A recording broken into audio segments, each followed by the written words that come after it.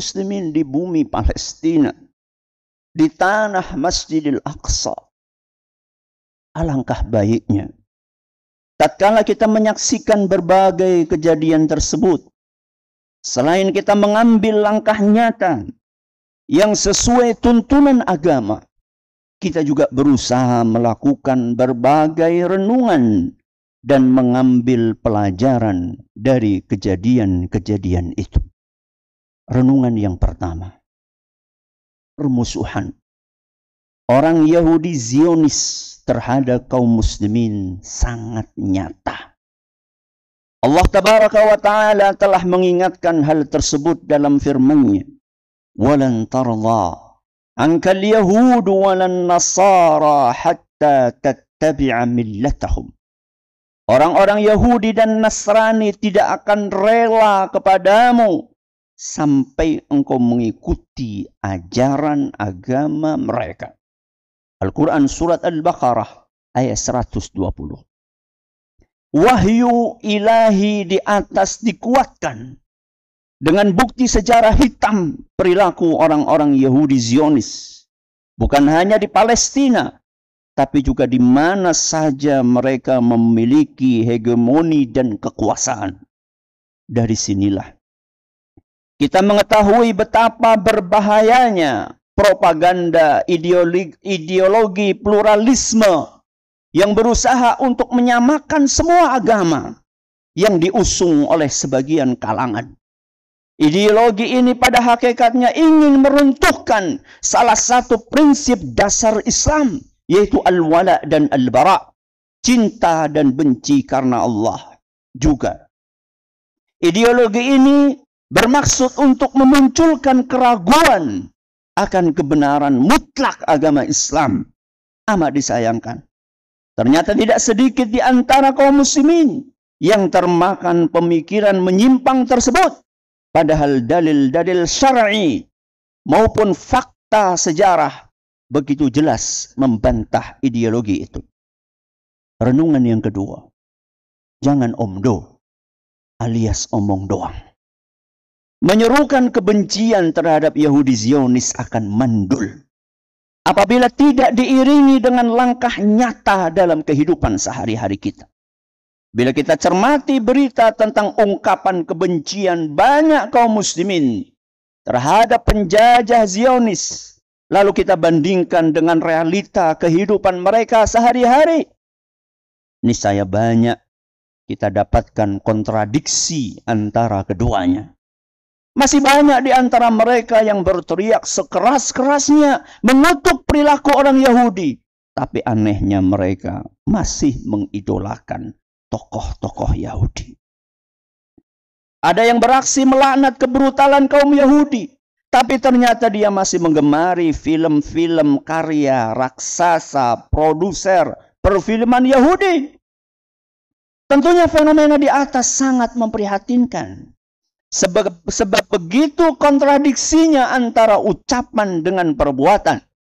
Seharusnya yang menjadi idola kita adalah tokoh-tokoh Islam, mulai dari Nabi kita Muhammad sallallahu alaihi wasallam, para sahabatnya, hingga para ulama salaf.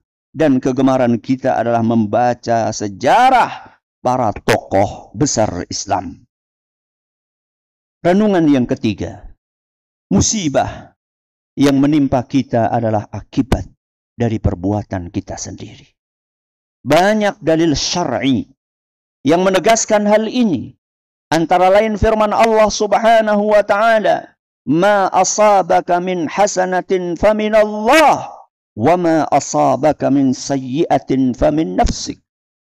Kebaikan apapun yang kalian peroleh itu dari Allah, dan keburukan apapun yang menimpa kalian itu adalah akibat dosa kalian sendiri. Al-Quran surat An-Nisa ayat 79. Maka tatkala musibah datang silih berganti dan tidak henti-hentinya menimpa kaum muslimin, sikap yang tepat adalah introspeksi dan mawas diri. Dosa apa yang telah kita perbuat? Kewajiban apa yang telah kita lalaikan? Lalu kita berusaha untuk memperbaiki kekurangan-kekurangan tersebut.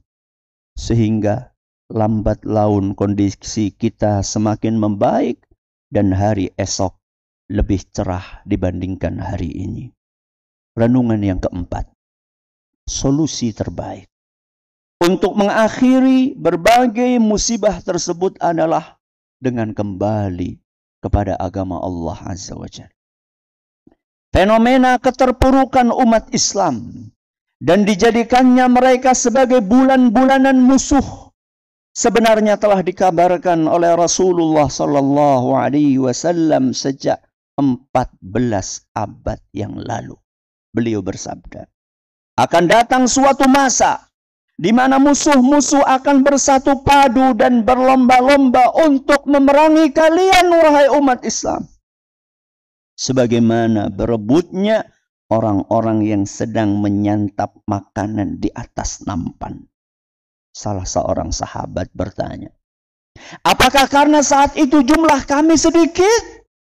Beliau menjawab, justru saat itu jumlah kalian banyak, namun kalian hanyalah bagaikan buih di lautan. Hadis riwayat Abu Dawud dan dinyatakan sahih oleh Al-Albani. Namun Rasulullah sallallahu alaihi wasallam tidak lupa untuk memberikan solusi guna mengakhiri keterpurukan tersebut. Kata beliau sallallahu alaihi wasallam, sallallahu alaikum dhulla la yanzi'uhu hatta tarji'u ila dinikum. Allah Azza wa Jalla akan menimpakan kehinaan atas kalian sampai kalian mau kembali kepada ajaran agama kalian. Hadis riwayat Abu Dawud dinilai kuat oleh Imam Ibn Taimiyah, Syaukani dan Al-Albani. Ya, solusinya adalah kembali kepada ajaran Islam yang benar. Dengan menegakkan tauhid yang murni dan lurus serta membersihkan segala bentuk kesyirikan. Kemudian konsisten untuk menerapkan tuntunan Nabi SAW dalam kehidupan. Tokoh besar pejuang Palestina, Muhammad Izzuddin Al-Qassam rahimahullah, adalah sosok yang tujuan utama perjuangannya adalah membersihkan agama dari segala macam bentuk noda yang mencemarinya, serta memurnikan akidah dan ibadah hanya untuk Allah Subhanahu wa Ta'ala, karena itulah yang merupakan sumber kekuatan kita. Tanpa itu semua, kaum muslimin tidak akan pernah mendapatkan kekuatan dalam menghadapi musuh-musuhnya. Aqulu qawli hadha wa astaghfirullah li wa lakum wa li jami'il muslimina wal muslimat fastaghfiruhu innahu huwal ghafurur rahim.